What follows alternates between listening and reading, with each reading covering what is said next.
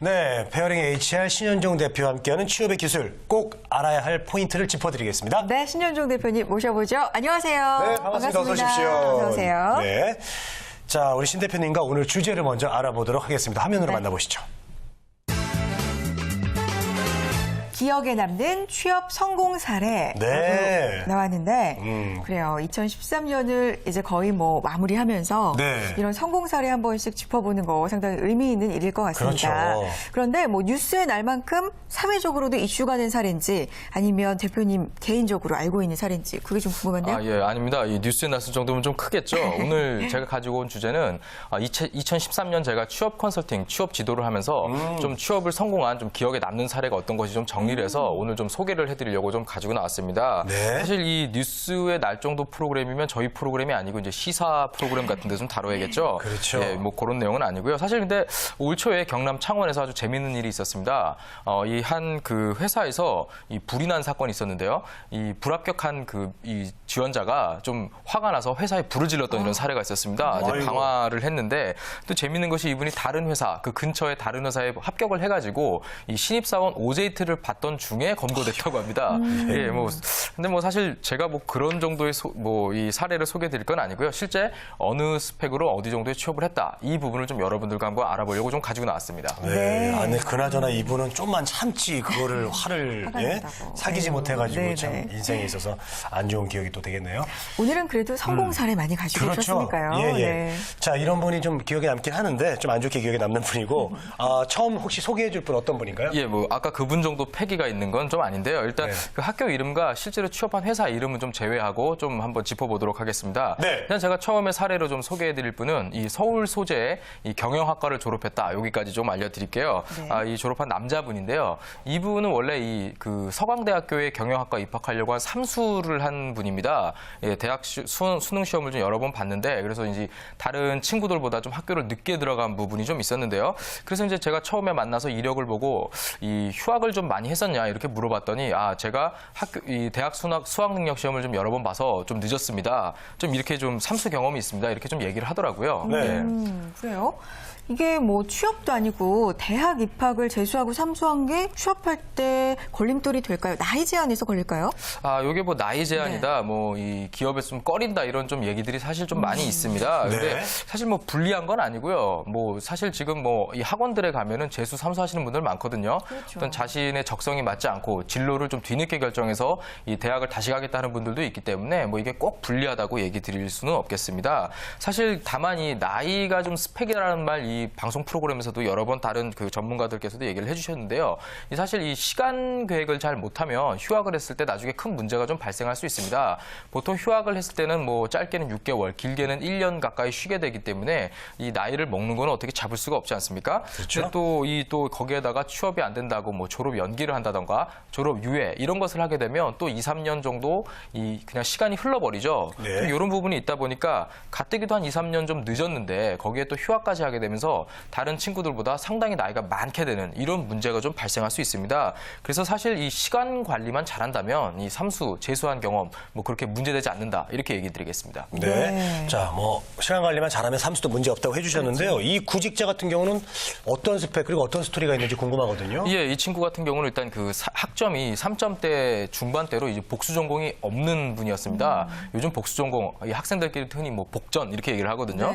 이 복수 전공도 없었고 미국으로 어학연수를 다녀온 경험은 있었는데 저희가 알고 있듯이 뭐 이렇게 휴학을 해서 오래 갔다 온 게 아니고 이 방학 기간을 이용해서 좀 짧게 뭐 갔다 온 이런 사례가 이런 부분이 있었고요. 근데 이제 토익이 800점대 초반인데 회화는 뭐 전혀 못한다. 좀 이렇게 얘기를 드리겠습니다. 네. 그리고 이 정도 어학 실력을 가지고 있었는데 이 문제가 아르바이트 경험이 전혀 없었다는 거예요.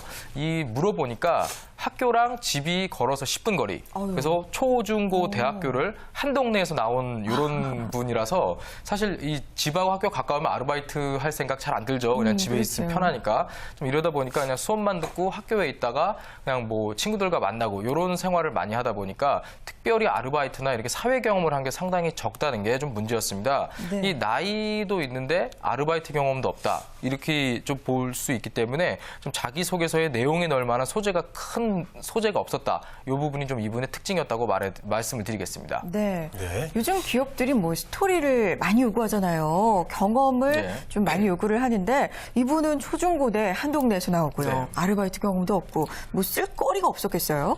그래서 이제 보통은 이제 경험을 바탕으로 보통 그 글을 쓰는 게 요즘 흐름입니다. 요즘 네. 그 회사들의 자기소개서 항목을 보면 어떤 경험을 한번 기술해봐라. 본인이 그 경험을 통해서 느낀 게 무엇이냐. 이런 거를 많이 쓰라고 하는데 이 친구 같은 경우는 사실 쓸 내용이 없겠죠. 이런 스토리가 없다 보니까. 그렇다고 해서 뭐 거짓말로 지어내는데도 분명히 한계가 있습니다. 사실 또 거짓말 쓰면요. 이 인사 담당자나 실무 담당자가 딱 읽어보면 바로 압니다.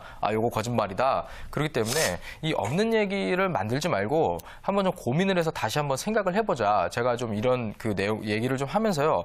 내가 가진 생각과 앞으로 회사에 입사해서 어떻게 하겠다라는 그 각오, 생각 이것들을 좀 풀어가지고 글에다가 한번 좀 풀어보자. 좀 이렇게 좀 지도를 좀 시작을 했습니다. 그래요. 그래서 이제 자기소개서 같은 경우도 어떤 소재에 꼭 그 항목마다 소재가 들어가는 게 아니고 본인이 그 질문에 대해서 어떤 생각을 가지고 있는 것을 쓰는 방식으로 좀 소재를 빼면서 글을 좀 작성하기 시작해가지고 이 면접에 가게 돼가지고 면접에서도 어떤 자기의 경험을 소개한다기보다는 질문에 대해서 자신이 이해하고 있는 것을 바탕으로 얘기를 한다거나 이런 식으로 좀 약간 방법을 바꿨습니다. 네. 사실 이 글 쓰는 건 누구나 할 수 있는데 이 이야기거리를 반드시 뭐 거짓말을 통해서 뭐 만들어내기보다는 어떤 자신의 생각을 전달하는 게 더 이 합격의 포인트였다고 할 수가 있겠죠. 그래서 이 면접 자리에서도 이렇게 자신의 이야기를 계속 얘기를 하면서 좀 합격을 할 수 있었던 이런 사례가 좀 있었습니다. 네. 그래서 저희가 좀 이렇게 보면은요, 한번 제가 이 친구가 썼던 자기소개서 의 일부 내용을 좀 가지고 왔습니다. 그래요. 예, 네, 한번 좀 같이 보시면은요. 봤으면 좋겠어요. 예, 굳이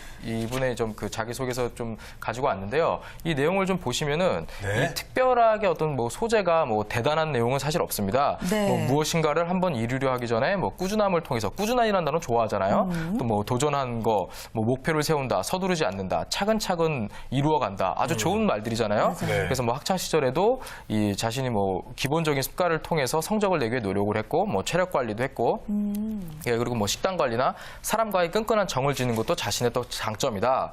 이렇게 내용을 보시면요, 어떤 큰 소재 하나가 이 줄거리가 돼가지고 자신에 대해서 얘기를 하는 것이 아니고 상당히 자기가 평범할 수 있는 내용을 좀 순서에 맞게 네. 잘 구성을 하면서 자신의 성격이 잘 드러낼 수 있는 내용으로 기술을 좀 했습니다. 그래서 상당히 좋은 글이다 이렇게 저희가 얘기를 할 수가 있거든요. 네. 방금 글 읽어보면은 이 친구가 이런 성향이다, 이런 성격이다 대충 저희가 감을 잡을 수가 있잖아요. 그래서 이렇게 좀 기술을 좀 해가지고 여의도에 있는 한 대기업의 면접을 시작으로 여러 군데 면접을 좀 갔습니다. 네. 좀 이렇게 좀 다니면서 지금 최종적으로는 이 강남구 포이동에 위치한 이 외국계 자동차 배터리 전문 기업에 최종적으로 취업을 해서 지금도 아주 잘 다니고 있습니다. 그래요. 그렇군요. 예. 그러니까 방금 소개해 주셨던 그 자기소개서의 주인공이 외국계 기업에 이제 입사를 했다는 얘기인데 네. 사실 이분의 문제점이기도 했지만 경험이 많지 않았잖아요. 근데 외국계 기업이 경험을 특히나 좀 더 많이 보지 않나요? 맞습니다. 아주 외국계 기업들이 경력직 상당히 선호하는데요. 이분 같은 경우도 사실 이 경력직 지원자들하고 면접을 좀 같이 봤다고 합니다. 그래서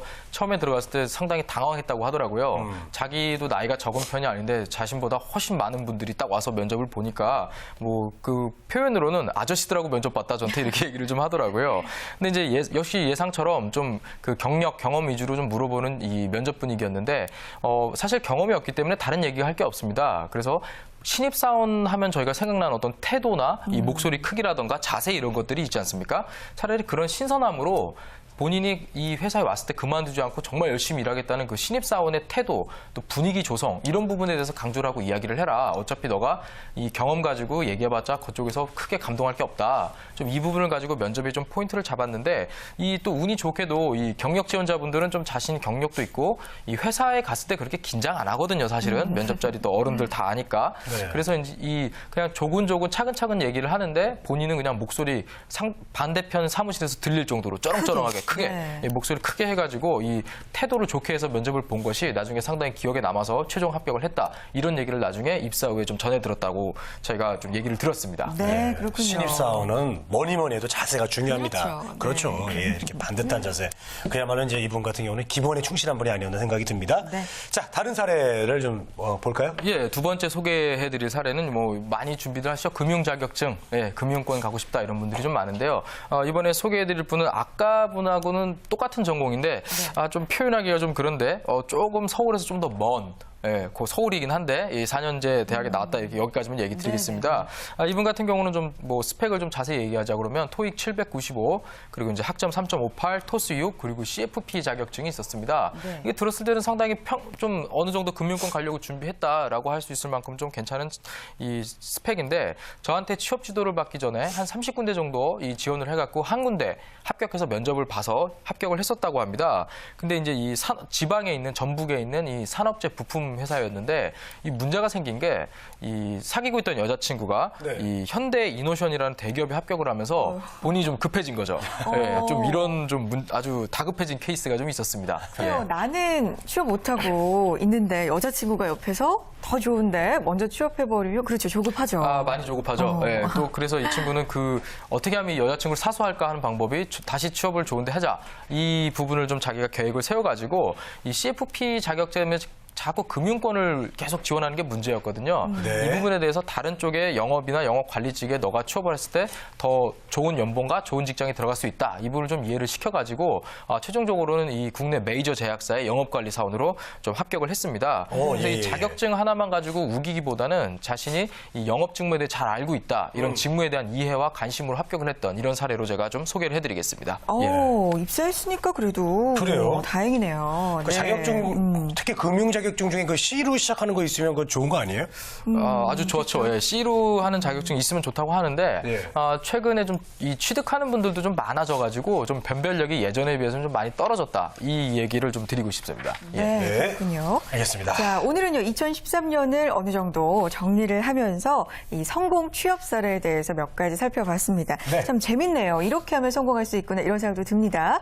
자, 오늘 마무리 좀 해주세요. 이 취업 트렌드가 계속 변하고 있습니다. 내년에는 이 에세이 작성이 아마 이 대세가 될 것 같은데요. 계속 그 기업들이 채용 이 문화와 방법을 바꾸고 있는 만큼 우리 구직자 여러분도 계속 바뀌는 이 기업들의 이 정보에 좀 귀를 쫑긋 세우시고 정보를 찾으면서 2014년 취업에도 대비하는 모습을 좀 바라고 싶습니다. 네, 알겠습니다. 자, 오늘은 취업 성공 사례 얘기를 들었는데요. 결국은 노력과 열정이 가장 중요하다는 걸 다시 한번 깨달았습니다. 맞습니다. 자, 페어링 HR 신현정 대표님과 함께했습니다. 오늘 말씀 감사합니다. 고맙습니다. 자, 취업의 오늘 순서는 여기서 마치겠습니다. 네, 대한민국에 일하고 싶은 모두가 힘차게 일할 수 있는 그날까지 저희 취업앤이 함께하겠습니다. 취업엔 우리가 있다.